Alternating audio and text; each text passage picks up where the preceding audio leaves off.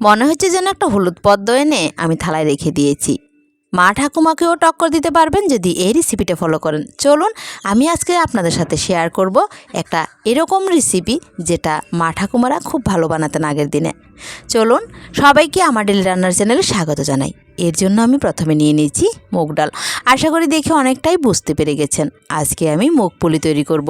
কিভাবে পারফেক্টভাবে এই মুগ পুলিটা তৈরি করবেন সেটা জানতে হলে শুরু থেকে শেষ পর্যন্ত মাপ সহকারে এই ভিডিওটা দেখুন। এক বাটি ডাল নিয়েছি, সেটাকে হালকা ভেজে নিয়েছি। তারপর এর মধ্যে ভালোভাবে ধুয়ে আমি 3 বাটি জল দিয়ে দিয়েছি। 2 বাটি দেখালাম, আরেক বাটি পরে দিয়েছি, সেটা দেখানো হয়নি। এবার লবণ দিয়ে এটাকে সেদ্ধ বসিয়ে দিয়েছি। একদম লো ফ্লেমে বসিয়ে রেখেছিলাম। আধ ঘন্টা পর দেখুন ঠিক এই অবস্থায় আছে ডালটা। একটু দানা দানা রয়ে গেছে, আরও একটু ভালোভাবে হবে। যতক্ষণ না পর্যন্ত সবটা একেবারে মিশে যায়, দানা দানা না থাকে, ততক্ষণ পর্যন্ত এটাকে আমি সেদ্ধ করব। চাইলে কাজটা প্রেসার কুকারও করতে পারেন, কিন্তু আমি এখানেই করলাম কারণ এখানে এটা মেশাতে সুবিধা হবে পরবর্তী কাজটা করতে। দেখুন এবার ডালটা পারফেক্টভাবে সবটা সেদ্ধ হয়ে গেছে, জলটা অনেকটা শুকিয়ে নিয়েছি। এবার যে বাটি মেপে আমি মুগ ডাল দিয়েছি ওই বাটি মেপেই 1 বাটি চালের গুঁড়ো নিয়েছি, শুকনো চালের গুঁড়ো নিয়েছি। এবার এখান থেকে প্রথমে কিছুটা চালের গুঁড়ো আমি এখানে দিলাম। 1 বাটি নিয়েছি, আমি যতটা প্রয়োজন হয় ততটাই দেব।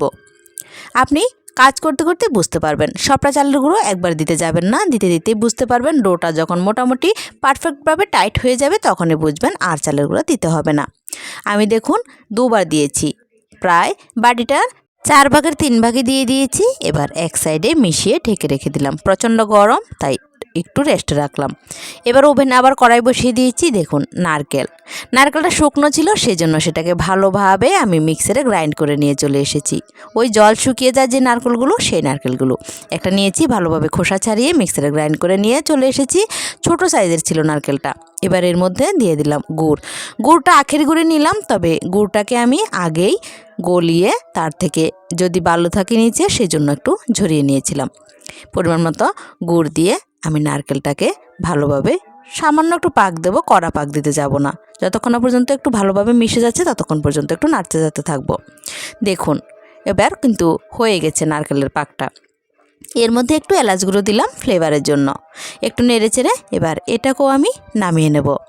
মুগ পুলি অনেকটাই কিন্তু ঝামেলার কাজ, পারফেক্টভাবে না জানলে কিন্তু আপনি ধাপে ধাপে এটাকে করতে পারবেন না। দেখুন এদিকে আমি পুরটা রেডি করে নিয়ে এদিকে আবারও চলে এসেছি। মুগ ডালের যে ডোটা সেটাকে এবার মাখিয়ে নেব। একটু ঠান্ডা হওয়ার জন্য রেখে দিয়েছিলাম, কারণ কাজটা হাতে করতে হবে। অতটা গরম ছিল কড়াইতে, গ্যাসের উপরে করা যাচ্ছিল না, তাই একটু ঠান্ডা করে নিয়ে তারপর হাতে মেখে নিচ্ছি। কড়াইতে অনেকটাই লেগেছিল ডোটা, সেটাও তুলে নিলাম। একবারে ভালোভাবে ডোটাকে পারফেক্টভাবে মেখে নিয়েছি।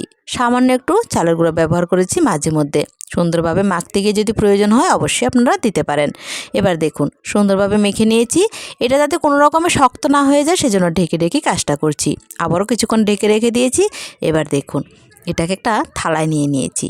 এবার এর থেকে আমি ছোট ছোট লেচির মতো করে নেব।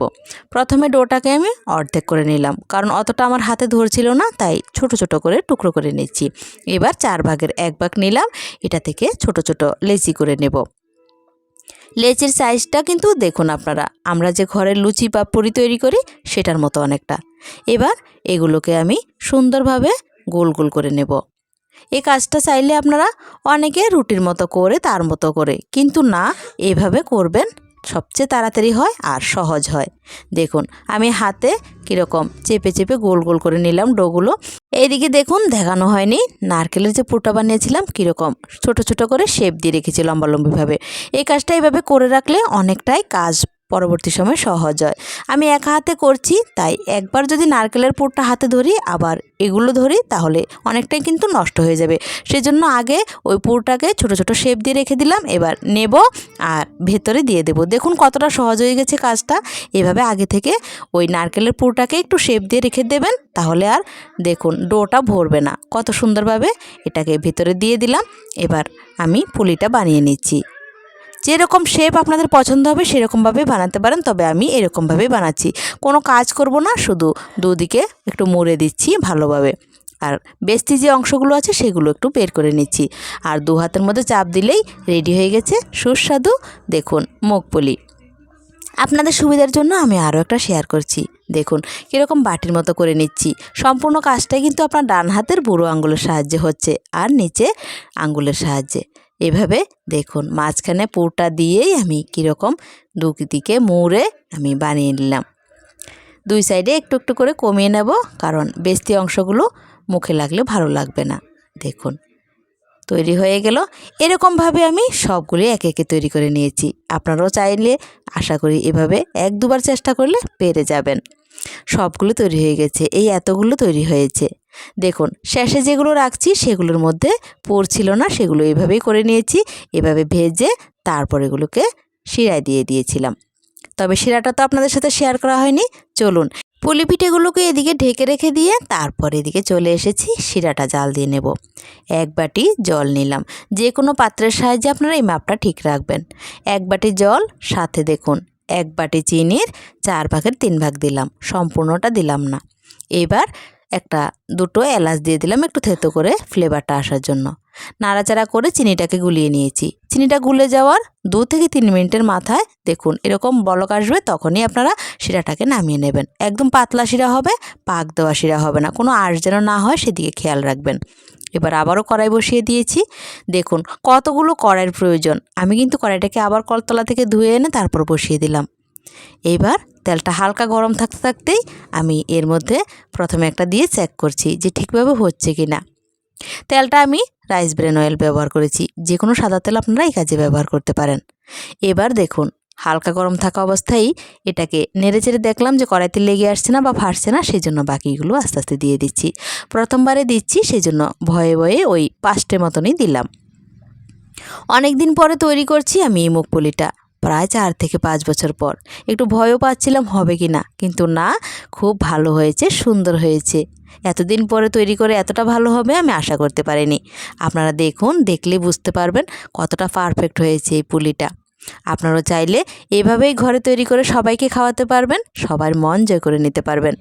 এটা কোনো কঠিন কাজ নয়, একটু চেষ্টা আর একটু ধৈর্য থাকলেই হয়ে যাবে। এবার এগুলোকে আমি লো ফ্লেমে ভেজে নেব। একদম আঁচটা যেন কম থাকে সেদিকে খেয়াল রাখবেন।